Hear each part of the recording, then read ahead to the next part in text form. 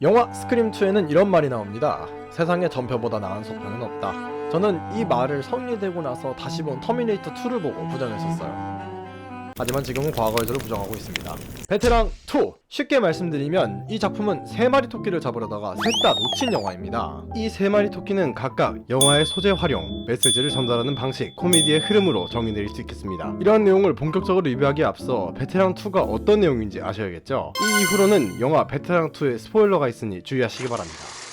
베테랑2는 우선 기존 서도철 형사팀이 도박단 사건을 해결하는 장면으로 시작합니다. 이후 장면이 전환되며 범인으로 추정되는 사람이 피해자를 납치 후 속박시켜 피해자가 어떤 죄를 저질렀는지 보여주는 영상을 제시하며 피해자를 피해자가 만들어낸 희생자와 똑같은 방식으로 살해합니다. 이후 이는 뉴스에서 해치라는 이름으로 소개되며 서도철 형사는 이를 추적하기 시작하죠. 그가 이를 추적하기 시작하며 받은 일은 베테랑 1에서 불법적인 일을 저지른 데 모자라 또 다른 피해자를 만들어 체포된 전서구의 호의였고, 이때 폭주하던 인터넷 방송인을 막아낸 박선우가 얼굴을 드러냅니다. 그의 얼굴은 관객들이 처음에 보았던 해치와 동일하였고, 이러한 상황을 모르는 극중인물인 서도철과 그 동료들은 박선우를 받아들이며 해치를 잡는 데 더욱 집중하게 되죠. 이 과정에서 2명의 가짜 해치가 나타나는데, 한 명은 레카 유튜브 정의부장으로 활동 중인 박승환에게 고용되어서 가짜 해치 행세를 하였고, 나머지 한 명은 박선우에게 고용된 민강훈으로 자신의 복수를 이루기 위해서 해치로서 체포되는 조건으로 박선우와 계약하였으나 박선우의 계획이 틀어지자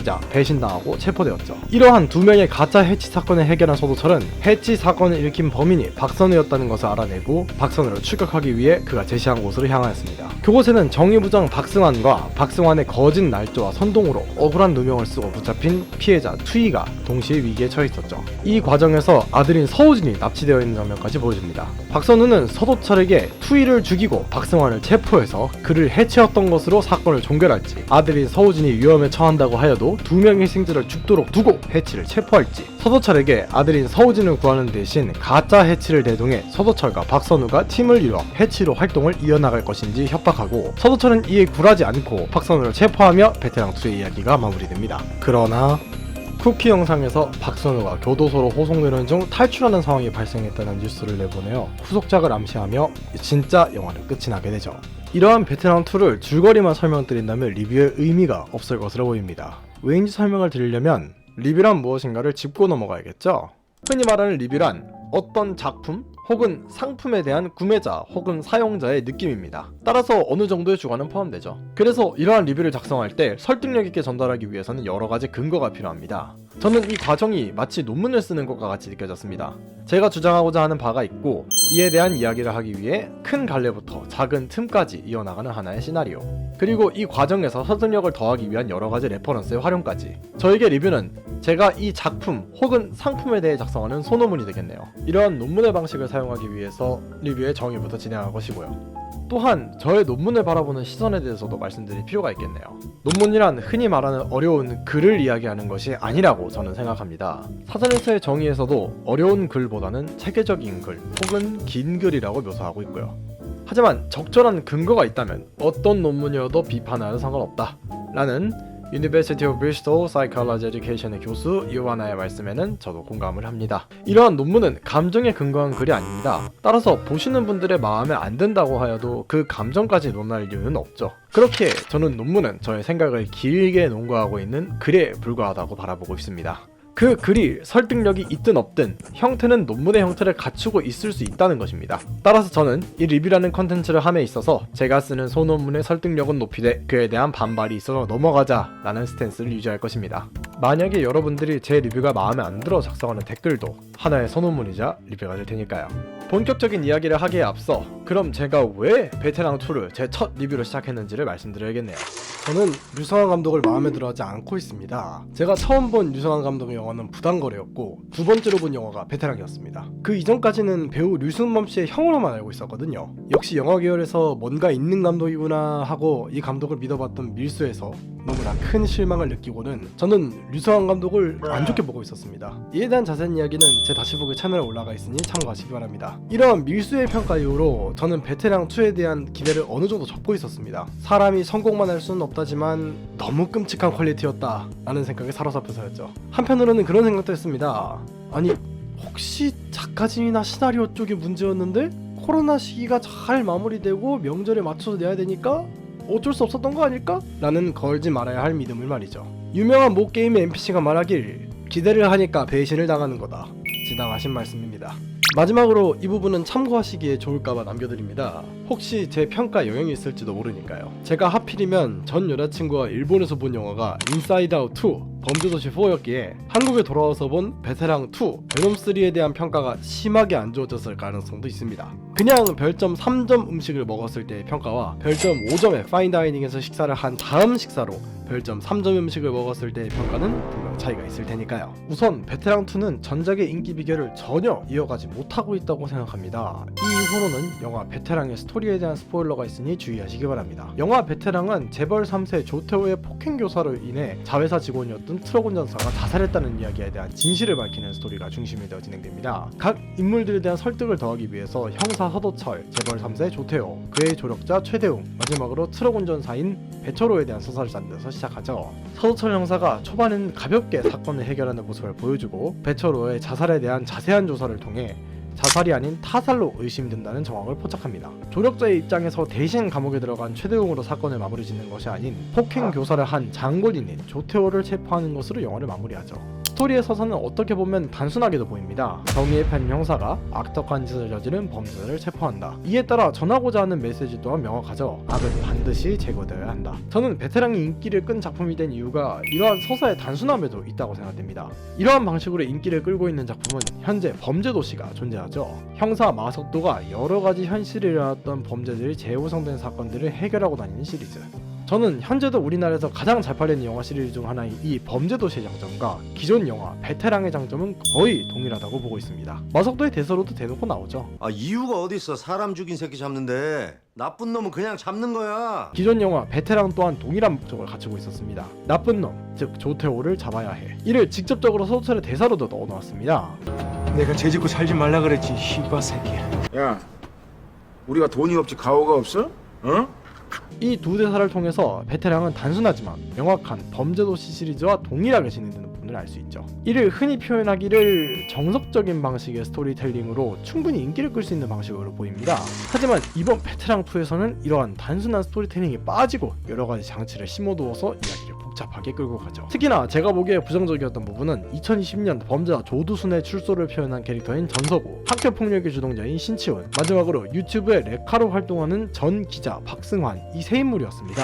우선 베테랑2는 초반에 관객들에게 해치가 박선우인지 알려주고 시작했습니다. 이는 범죄물이나 스릴러에서 자주 사용되는 플롯으로 여러분들이 이 플롯에 익숙하시다면 코난 에피소드 중 이러한 에피소드를 보신 적이 있으실 겁니다. 누가 범인인지 알고 있는 상태로 범인과 추적자들이 어떤 심리전을 펼치는가에 집중을 둔 이러한 방식의 플롯은 충분히 매력이 있다고 생각됩니다. 하지만 초반에 등장한 직관적인 빌런의 소개를 제외하고 이야기를 진행하는 과정에 있어서 너무나도 난잡하게 여러가지 메시지를 담으려는 시도가 있었습니다. 감히 제가 짐작하건대 감독의 의도는 현재 사회에서 대두되는 여러가지 문제들을 짚고 싶었다로 보이지만 결과는 반대로 이러한 메시지들은 제대로 끝을 맺지도 못하고 그저 관객의 기분만 나쁘게 만드는 효과가 생겼다고 저는 보고 있습니다. 대표적으로 베테랑2에서 메인이 된 플롯은 사적 제재입니다. 최근에 대한민국에서는 일명 솜방망이 처벌이라고 하는 법정에서의 처벌 수위가 약하다는 논란이 지속적으로 일고 있습니다. 이에 대해서 심도 있게 다룬 영화도 해외에서는 많이 존재하고 제가 좋아하는 영화 모범시민도 이러한 부류에 들어가죠. 하지만 이러한 영화들에서 깊게 다뤄짐에도 불구하고 대중들 사이에 얕은 처벌 수위에 대한 논란은 사그라들 기미가 보이지 않습니다. 이 논란에 대해서 제 입장을 간단하게 정리하자면 우리나라 처벌이 솜방망이라고 하는 사람들은 두 가지를 모르고 있다고 생각합니다. 감옥의 역할과 수감자라는 개념, 판례와 범죄자에 대한 개념, 이 두 가지가 부족하게 생겨난다고 봅니다. 이에 대한 배경이나 자세한 원리에 대해서는 이야기가 길어지니 다음에 기회가 생기면 또 다른 리뷰나 생방송에서 이야기를 나눠봐도 좋을 것 같네요. 사람들이 생각하는 권선징악의 형태가 위의 두 가지 이유로 뒤틀려 있는 경우가 많아서 현실은 우리가 말하는 소위 사이다 결말에 도달하기 어려운 것이 사실입니다. 그래서 영화와 같은 미디어 매체에서는 현실에서는 어려운 사이다 결말을 만드는 경우가 대다수입니다. 하지만 이 영화에서는 사이다 결말도 아니고 다큐멘터리도 아닌 어중간한 상황을 계속해서 연출합니다. 현실에서 강력범죄자 조두순의 출소로 수많은 인터넷 방송인들이 어그로를 끌고 조두순을 죽이려고 하였습니다. 그 과정에서 수많은 경찰이 조두순을 보호하고 감찰하는 데 투입되었죠. 과연 경찰이 조두순이 죽는 게 싫어서 그런 걸까요? 그와 그의 범죄를 옹호하는 것일까요? 결코 아닙니다. 조두순을 죽이고 새로운 살인자가 생기고 그 살인자가 영웅시되며 국가 시스템이 사적 제재를 통해 무너진다는 모든 과정에 발생할 가능성이 생기기에 조두순의 주의를 감시해야 하는 상황이 발생한 것입니다. 하지만 이러한 복잡한 사정이나 뒷면 이야기를 사람들은 궁금해하지 않습니다. 심리적으로 사람은 나는 복잡하게 착한 사람, 쟤는 단순하게 나쁜 사람과 같이 타인을 볼 때 그 사람을 깊게 알려고 하지 않죠. 그렇게 생겨나는 게 스테레오타입과 편견이 되겠습니다. 이 이야기에서 전서구의 출소 장면은 방금 제가 말씀드린 모든 요소 하나하나를 짚어가며 심도 있게 다룰 수 있는 장면임에도 불구하고 그저 조두순의 출소에 대한 패러디 정도로밖에 사용되지 않았습니다. 이러한 이야기로도 2시간짜리 영화가 하나 나올 수 있는 부분을 이 영화는 관객들에게 어필하는 용도로밖에 사용하지 않은 거죠. 다른 두 캐릭터도 마찬가지입니다. 먼저 학교폭력의 주동자로 등장한 신치훈의 경우는 더욱 가관입니다. 학교폭력은 기존부터 사람들 사이에서 많은 논란이 되어 왔던 부분입니다. 가장 최근에 제가 본 한국 작품 중 이러한 학교폭력과 청소년의 비행을 심도 있게 다룬 작품은 소년심판이었습니다. 소년심판에서는 학생들이 저지르는 범죄뿐만이 아니라 그에 얽혀있는 부모, 보육원, 피해자, 판사와 같은 여러 인물들의 입장과 아이들의 고통 또한 잘 묘사하였습니다. 하지만 이 영화에서는 학교폭력을 그저 서도철 형사가 갈등할 수 있는 장치로만 넣어놓고 심도 있게 다룰 생각조차 하지 않았습니다. 그에 따라 저는 이 신치훈이라는 캐릭터의 이름조차 모르고 그냥 인사이드 아웃 슬픔이 같은 쨍한 파란 머리를 하고 있는 학교폭력 주동자라고 밖에 기억하지 못하였습니다. 특히나 이미 작품 후반부 토이의 죽음이냐 박성환의 죽음이냐로 충분한 갈등 상황을 설정했음에도 불구하고 서도철 형사의 아들이 서우진의 학교폭력과 그의 목숨이 걸린 상황을 쓸데없이 과하게 연출하였다는 느낌이 컸죠. 이는 이후 코미디와 등장인물들의 역할 분배에 대한 이야기를 할 때 더욱 자세하게 다뤄보도록 하겠습니다.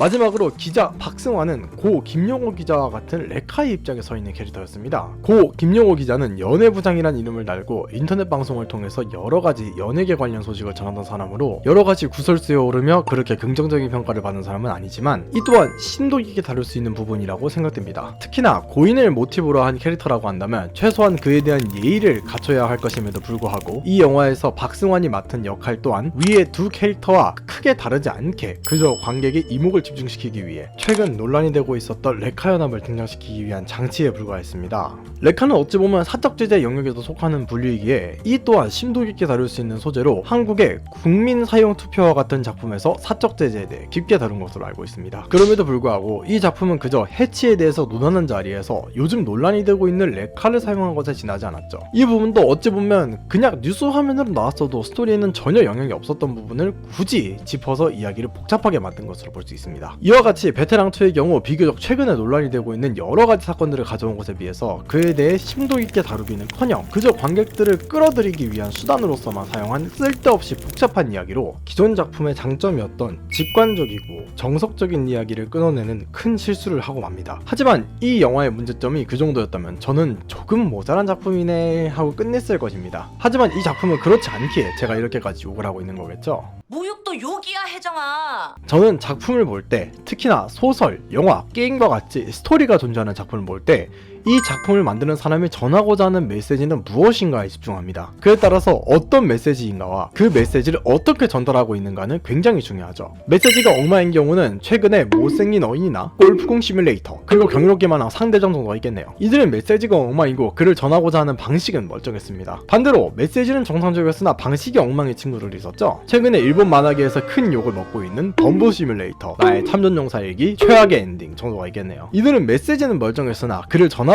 하는 방식에 문제가 있었습니다. 이 6작품은 그나마 양반인 게 베테랑2는 둘 다 엉망의 측에 속하기 때문입니다. 전하고자 하는 메시지도 명확하지 않으며 그 메시지를 전달하는 방식 또한 저질스럽죠. 마지막 서도철의 방향성을 보자면 사적 제재는 옳지 않다라는 메시지를 전달하고 싶었던 것 같은데 이를 전하는 과정에서 서도철에게 마지막으로 한 질문이 문제가 되었죠. 만약에 저 메시지를 그대로 사용하려면 투이를 죽이려는 해치와 그를 막아서는 서도철의 구도를 만들었어야 했고 선택을 하게 만들려고 하였으면 사적 제재를 통해 투이를 죽이고 서도철이 해치를 이어나갈지, 그런 사적 제재는 옳지 못하다며 투이를 살리고 해치를 체포할지를 고르게 하여야 하였습니다. 그러나 여기서 박승환과 서우진이 들어오며 이야기가 복잡해지죠. 해치가 제시한 박승환을 죽여 그가 해치인 것으로 수사를 마무리하고 해치 활동을 계속한다는 선택지는 억울한 사람을 범인으로 만든다라는 새로운 부분이 추가됨으로써 위의 의미를 잃어버리고 말았고, 아들인 서우진을 데려다 놓고 빨리 선택하지 않으면 안 된다는 시간 제한을 둠으로써 이는 사적 제재가 옳다와 사적 제재가 잘못되었다라는 선택지가 아니라 그저 아들을 포함한 셋을 다 죽이고 나를 체포하면서 너의 정의를 관철해라, 그렇지 못한다면 당신의 아들을 구하고 억울한 사람을 범죄자로 만들거나 아들을 구하고 나머지 둘을 죽여라 라는 수많은 인지를 두고 버리는 너무나 복잡한 협박이 지나지 않다는 것이죠. 이는 이 영화가 전하고자 하는 메시지가 사적 제재는 옳지 않다가 맞는가? 임을 의심하게 만듭니다. 해치는 어디까지나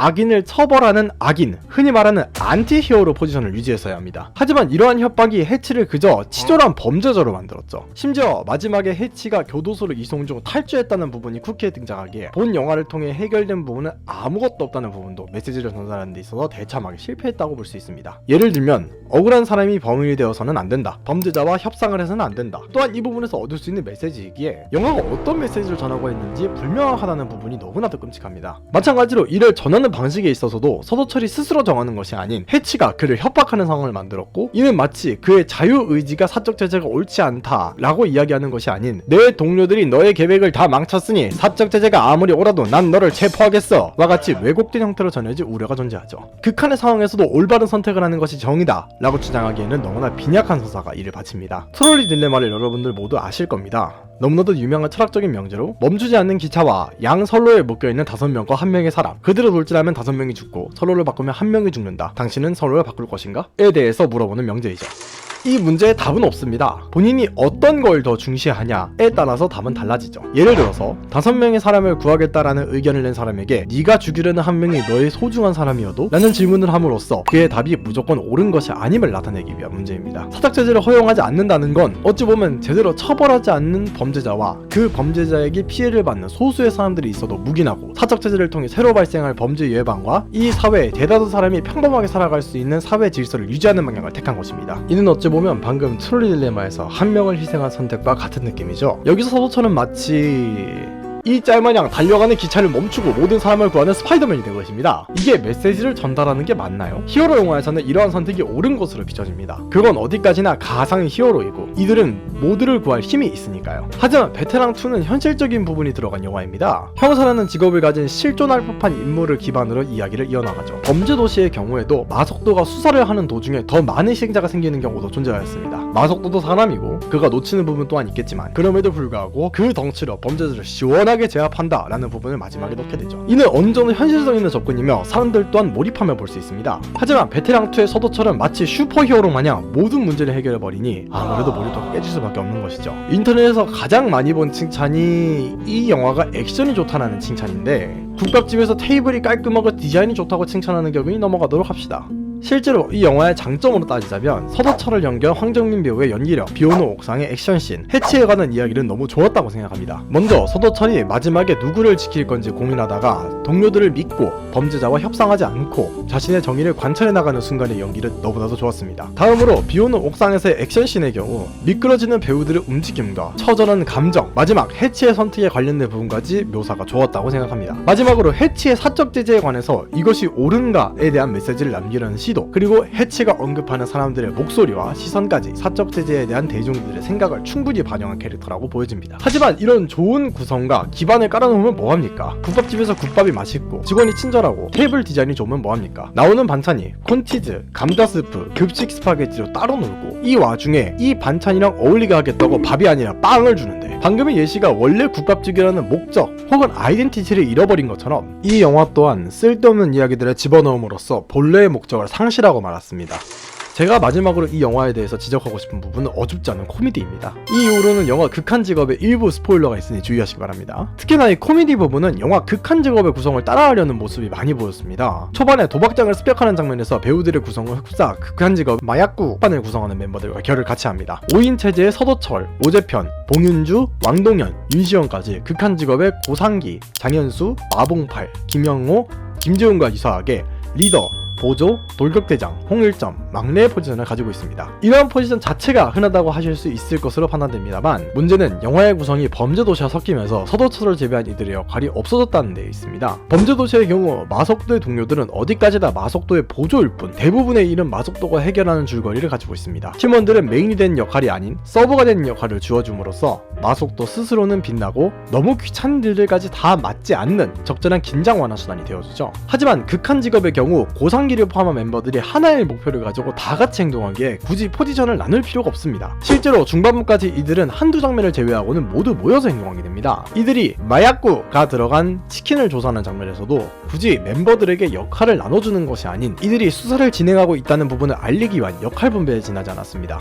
마영사가 납치된 후로 이들은 다시 한번 뭉쳐서 사건을 해결하는데 이때조차 포지션이 나누어져 있다기보다는 모두 출신이 다를 뿐 마약구를 한 사람을 때려잡는다는 역할은 동일하였죠.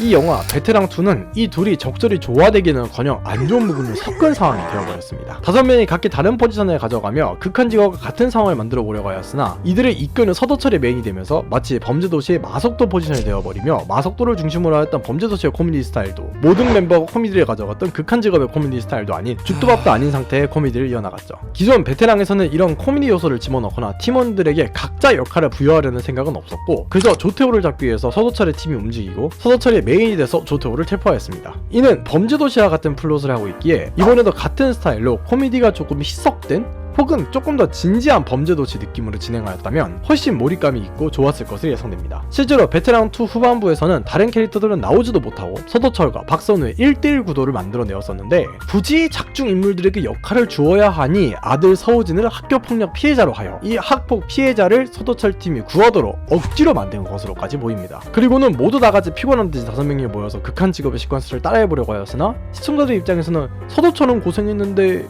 니들은 뭐야? 소리가 나오게 되죠. 이와 같이 베테랑2는 3마리 토끼를 모두 잡으려다 셋 다 놓친 영화입니다. 대중들의 이목을 끌만한 여러가지 장치를 썼으나 스토리를 난잡하게 만들고 메시지를 희석시키는 역할이 되었고 범죄도시와 같이 흘러가려고 하였으나 명확하지 못한 메시지를 부적절한 방식으로 전달하였으며 극한 직업과 같이 코미디를 만들려다가 방향성을 잡지 못하고 어중간하게 만들어버린 삼류영화가 되어버렸습니다. 기존의 밀수에서도 느꼈는데 류순원 감독 자체는 그렇게 뛰어나지 않은데 시나리오 작가를 잘 만나서 이전에 좋은 영화들이 나온 게 아닐까라는 생각까지도 드네요. 다시는 베테랑2 같은 삼류 쓰레기는 만들지 않았으면 하는 마음을 담아 이 영상을 마무리합니다. 제가 베테랑2에게 주는 평가는 별 5개 만점에 0.5개입니다.